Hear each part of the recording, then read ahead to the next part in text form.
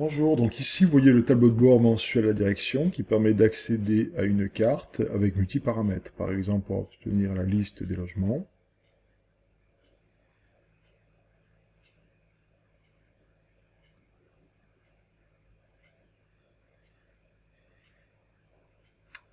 pour un secteur particulier.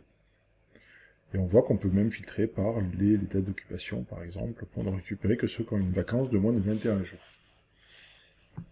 Donc si jamais on s'intéresse maintenant à un tableau de bord plutôt gestion locative, on voit qu'il y a le nombre de lots gérés, les états de vacances.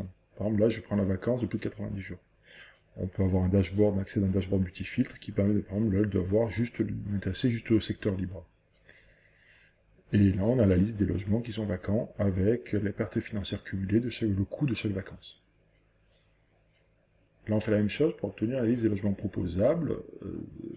Voilà, et on voit le nombre de demandes correspondantes. On voit qu'il y a 13 ici demandes correspondantes. Et on permet d'accéder à la fiche du logement considéré. Voilà. Donc on voit sa classe énergétique, la liste des baux, la grille tarifaire, les quitancements par exemple, et on voit aussi les demandeurs qui sont potentiellement affectés. Donc ce rapport s'exporte aussi en Excel, PDF et compagnie. Là j'accède à la fiche de la demande, et là pareil je vois les différents critères, savoir s'il est contingent, et je vois même si, par rapport à la liste de localisation qu'il demande, s'il répond au premier quartile ou pas. Et je peux récupérer la liste des logements qui sont potentiellement affectables. Proposer des logements proposables qui sont affectables. Enfin, l'accès aux données se fait aussi via tableau cross-dynamique avec un accès direct. Là, par exemple, je vais m'intéresser pour obtenir la liste des logements à la date d'aujourd'hui.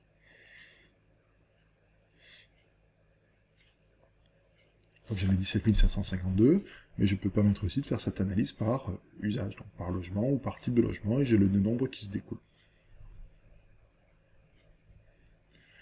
Je peux obtenir le taux de vacances, la durée moyenne des vacances, en fait, tous les attributs, toutes les mesures, de quel que soit le module de Bineo, se croisent, en fait.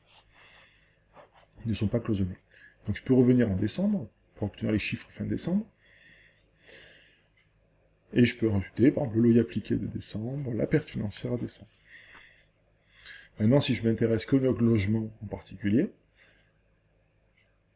je peux obtenir, par exemple, faire des analyses complémentaires, par exemple, par état d'occupation.